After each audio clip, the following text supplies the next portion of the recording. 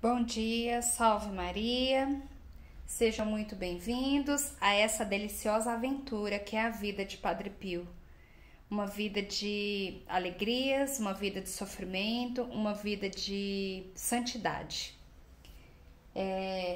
Foi realmente um santo, né? E como ele mesmo falava, farei mais barulho morto do que vivo. E realmente tem feito muito barulho, né? Muitos milagres, muitas bênçãos, é maravilhoso. Esse livro, Padre Pio, um santo entre nós, do autor Renzo Allegri, meu italiano não é muito bom, né, mas eu acho que é mais ou menos isso, da editora Paulinas.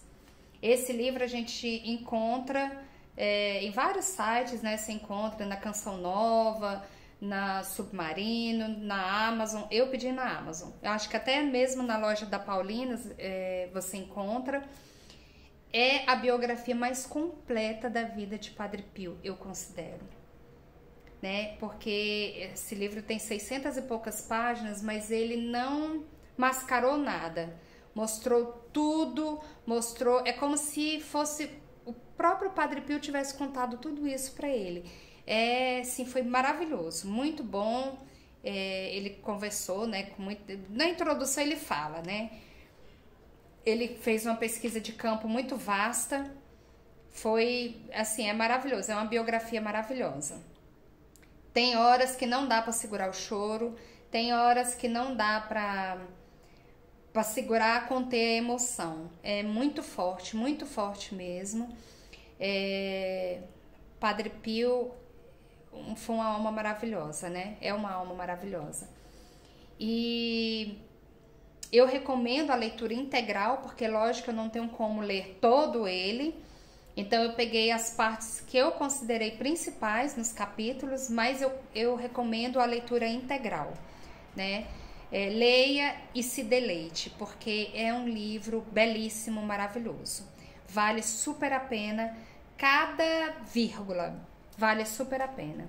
Então, eu vou pegar o livro agora para a gente começar a leitura. No vídeo anterior tem a introdução, que é a parte toda do autor explicando por que ele escreveu esse livro e como se deu, né? Como se iniciou. E também peço perdão pelas, às vezes, dar uma gaguejada, normal, né? E também às vezes, da embargada de voz que não dá para segurar. E é isso, vamos embarcar então nessa aventura deliciosa que é a vida de Padre Pio.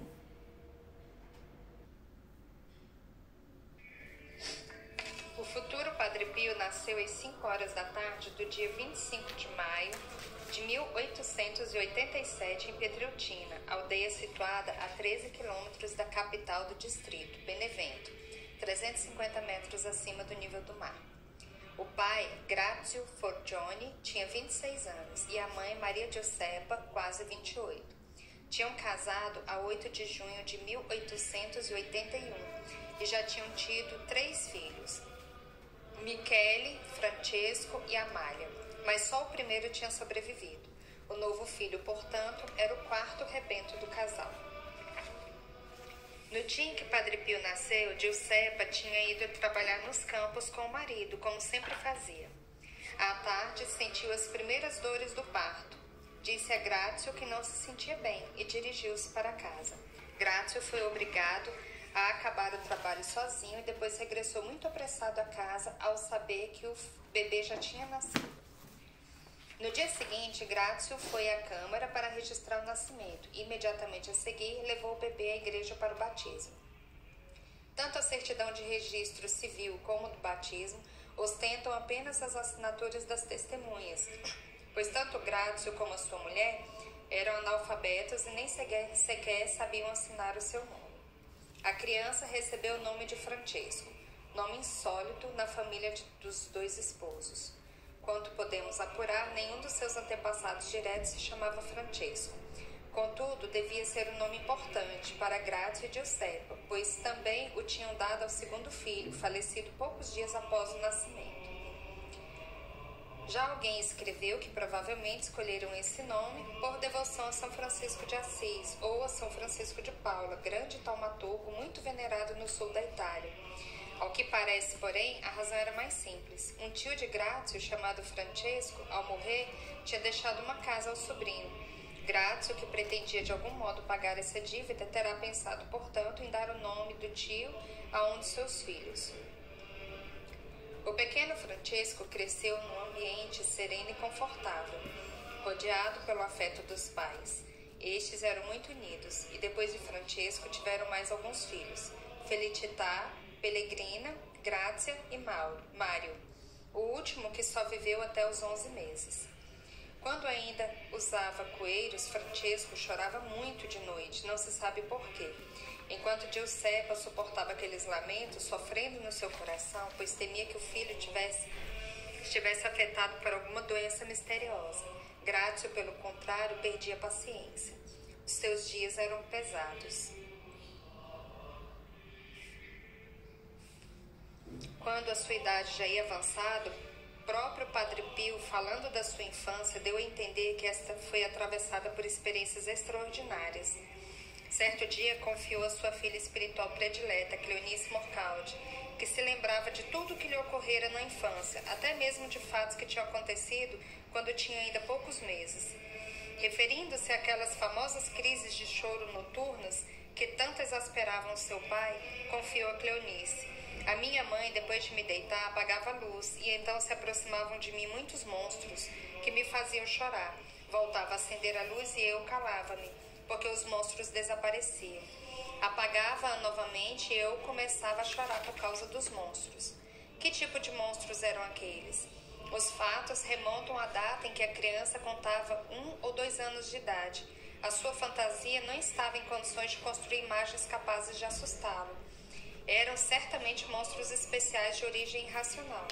De fato, é o próprio Padre Pio que esclarece, sem sombra de dúvida, a natureza daqueles monstros.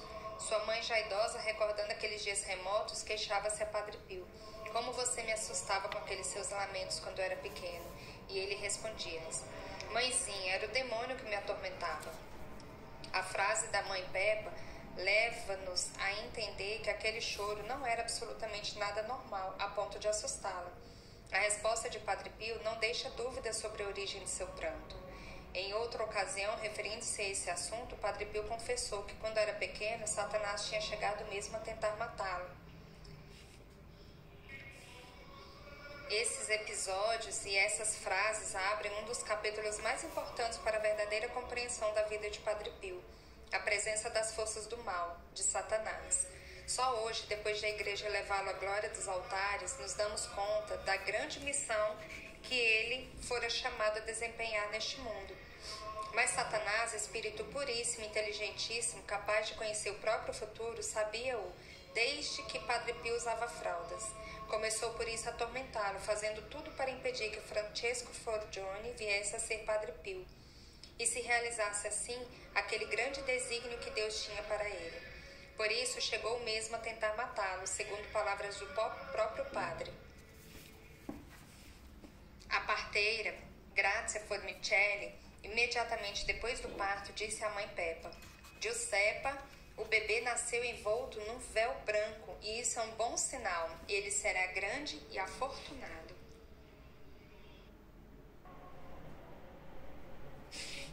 Por volta dos 5 anos, o futuro Padre Pio começou a passar por experiências que ultrapassavam os limites das experiências humanas normais. Sabemo-lo pelo próprio religioso.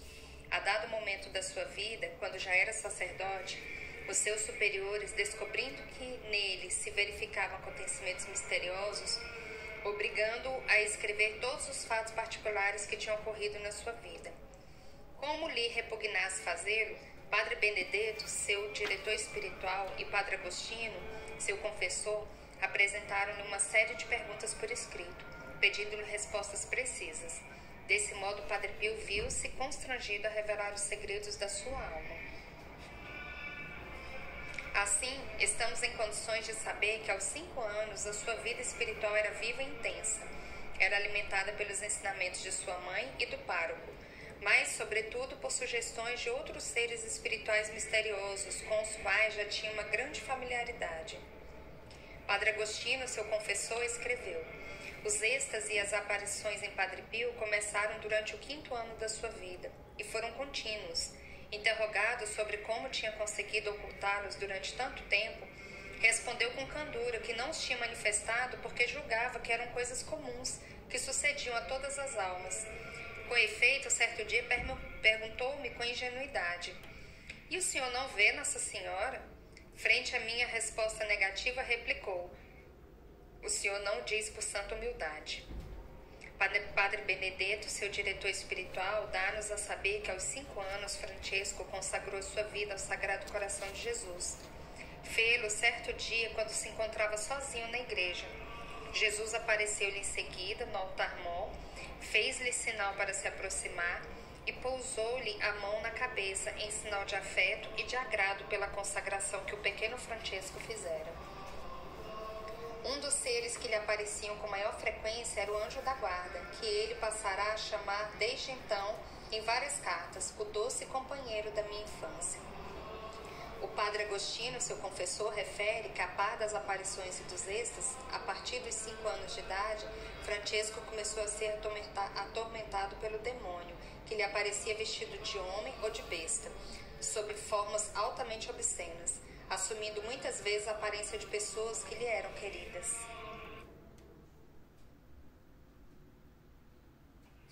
Por volta dos 10 anos de idade, Francesco anunciou aos pais que queria tornar-se frade capuchinho. Desejava dedicar a própria vida a Deus, servindo na ordem dos franciscanos capuchinhos. Naquele período, tinha conhecido um jovem religioso mendicante. Tinham-o visto pela primeira vez em Piana Romana durante o verão, enquanto a família estava entregue ao trabalho febril da colheita do trigo. Sentira-se tocado pela postura, pelos modos afáveis e pelo sorriso daquele irmãozinho, que suscitavam simpatia e um respeito natural, mas também pela sua característica barba negra e espessa. O frade mendicante chamava-se Frei Camilo, tinha 27 anos e recebera há 1 ano e meio o hábito franciscano no convento de Morcone, aldeia que dista cerca de 30 quilômetros de Pietrelcina. A figura de Frei Camilo ficara gravada de forma incisiva na mente de Francesco, e o rapaz decidira tornar-se frade capuchinho como ele. Ao evocar aquele encontro, Padre Pio repetia sempre: a barba de Frei Camilo tinha se fixado na minha cabeça e ninguém podia arrancá-la de lá. Já há tempos que Grazio e Giuseppa tinham percebido uma acentuada predisposição para a vida espiritual naquele seu filho. Tinham intuído que o seu comportamento encerrava qualquer coisa de misterioso e inexplicável. Assim, não ficaram surpreendidos ao escutar o seu desejo. Em certo sentido, já estavam à espera daquele pedido e tomaram-no imediatamente em séria consideração. Deram-se conta de que constituía para eles um problema bastante grande. Aos 10 anos, Francesco não sabia ler nem escrever. Entrando no convento em tais condições, poderia aspirar apenas ao estado de irmão leigo. Contudo, Grazio e Pepa sabiam que o rapaz era muito inteligente e sentiam que ele podia vir a ser um sacerdote importante.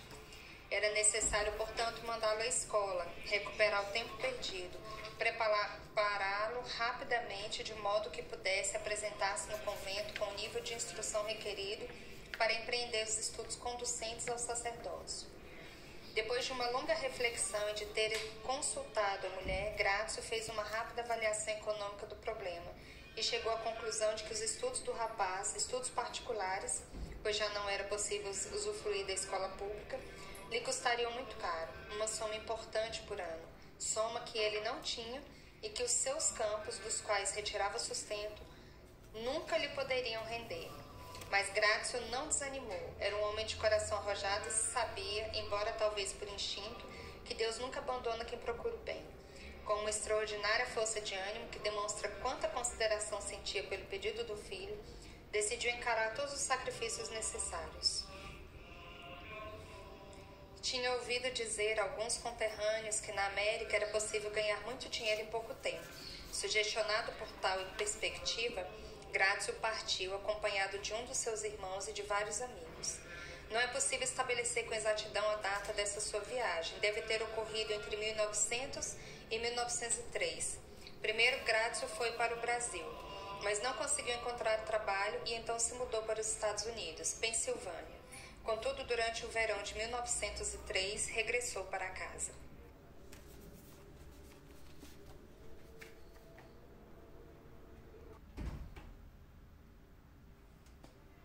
Por volta dos 15 anos, Francesco começou a falar mais vezes à mãe, ao arcipestre e ao tio Pellegrino, que fazia as vezes de Grazio, do seu vivo desejo de se tornar religioso.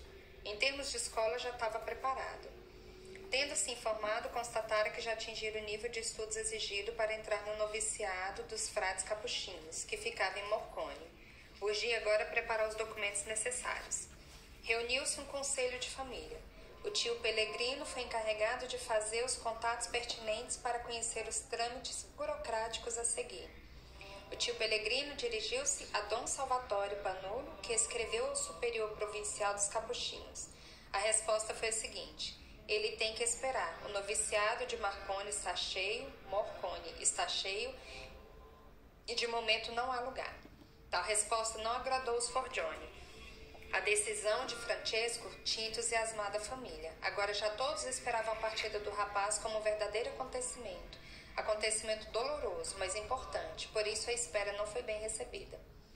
O tio Pellegrino tentou convencer o sobrinho a escolher outra ordem religiosa, dentre as que tinham conventos na vizinhança. Propôs-lhe os beneditinos de Montevergine, os lingorinos, os filhos de Santo Afonso, em Sant'Angelo de Cupolo, finalmente os frades menores de Benevento. Diante de todas as propostas, Francesco perguntava: tem barba? Tem barba? O tio replicava: que importa a barba? Será que vai comer a barba? Deve pensar no seu bem-estar. Mas Francesco tinha ideias precisas. Quero ir viver com monges que tenham barba. Passados uns 2 meses, chegou a resposta do padre provincial dos capuchinhos, fixando a data da partida para Morcone a 6 de janeiro de 1903.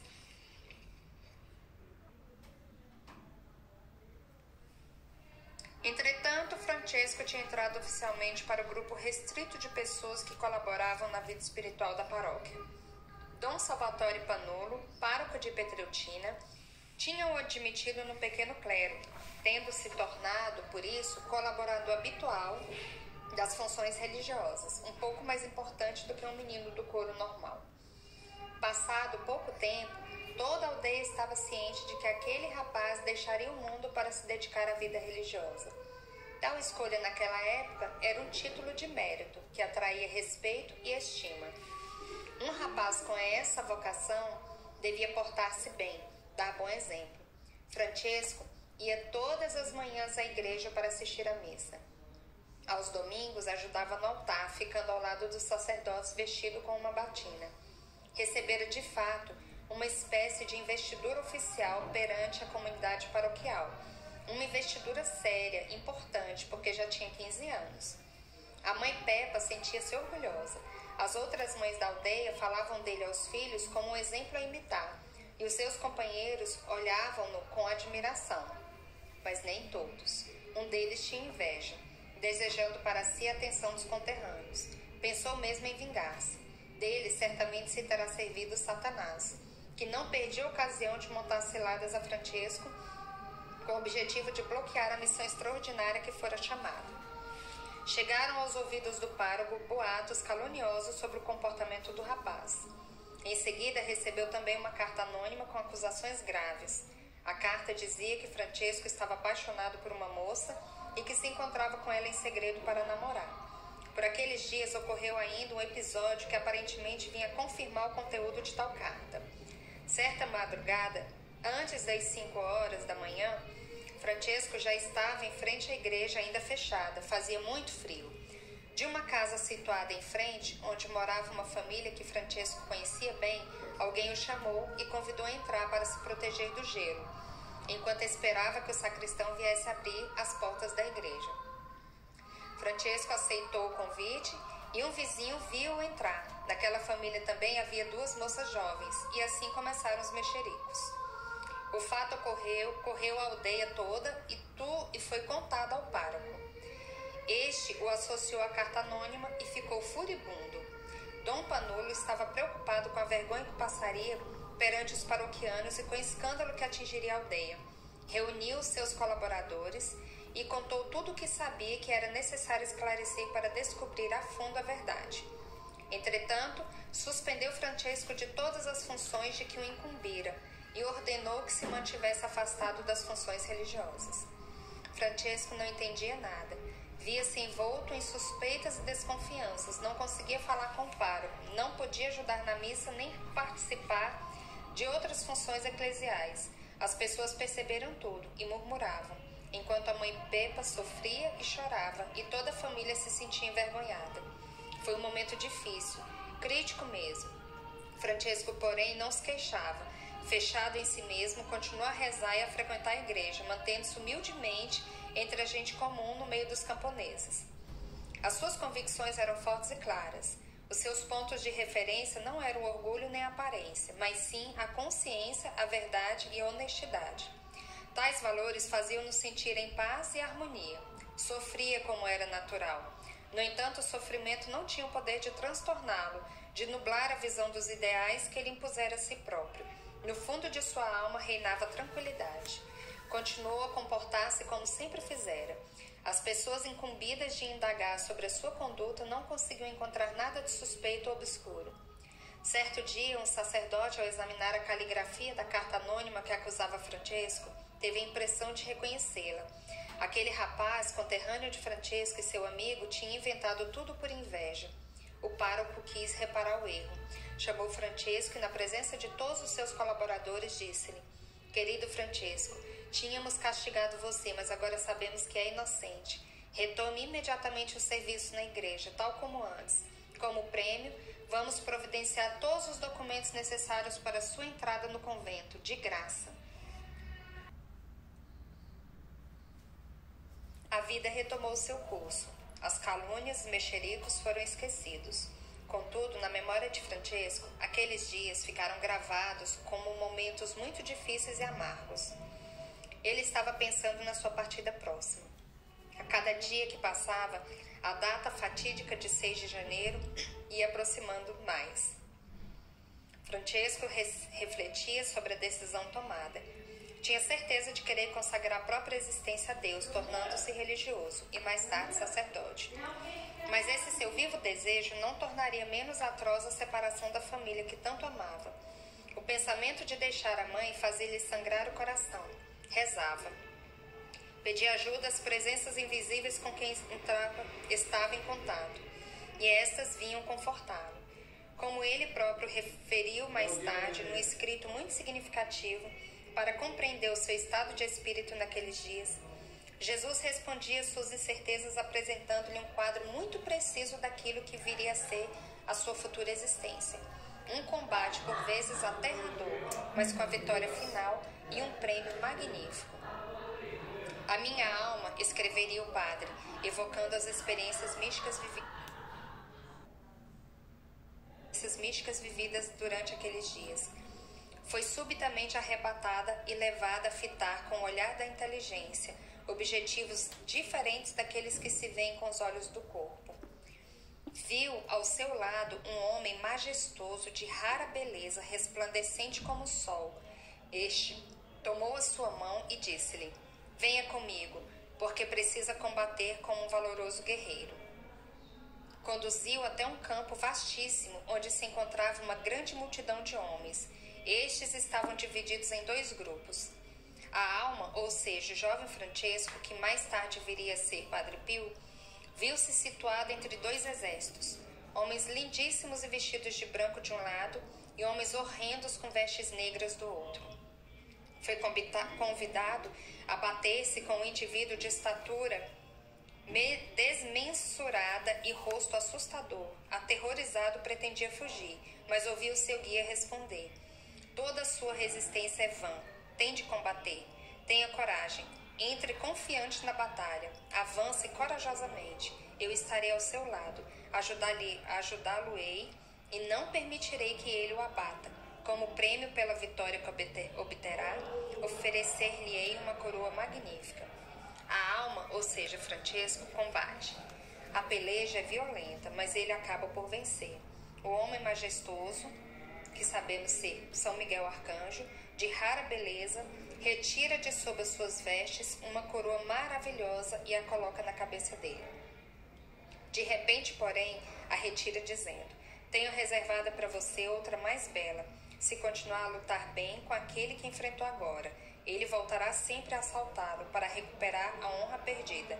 Combata com valentia e não duvide da minha ajuda. Mantenha os olhos bem abertos, porque aquela personagem misteriosa vai fazer tudo para atacá-lo de surpresa. Não se assuste com a força da sua presença. Pelo contrário, lembre-se de quanto lhe prometi. Eu estarei sempre perto de você. Ajudá-lo-ei sempre para que consiga sempre derrubá-lo. A visão termina com a derrota do homem mau, que foge seguido pelo seu exército, por entre os gritos de alegria dos homens vestidos de branco. Foi uma visão simbólica e profética que o jovem Francesco Forgione viveu de forma espiritual e mística, na véspera da sua partida para o convento, quando sentia mais fortemente o peso da mudança que estava prestes a operar-se na sua vida. Foi uma visão que lhe fez compreender o significado da sua escolha, mas que também o fez antever com honestidade o conteúdo da sua vida. A luta contínua contra aquela personagem aterradora. Havia ainda a promessa de ajuda por parte de Jesus e da vitória final, mas essa devia ser conquistada em campo. Bom, aqui nós encerramos, nós terminamos os 3 primeiros capítulos do livro, né, da biografia, e nós começaremos no próximo vídeo para não ficar um vídeo muito longo. E como vocês sabem, né, eu estou em casa. Vocês ouviram aí os barulhos, né, conversas, né, mas eu não tenho estúdio e não tenho como evitar esse tipo de barulho. Peço desculpas e vamos seguir porque o que vale é o conteúdo, certo? Então até o próximo vídeo, muito obrigada, salve Maria!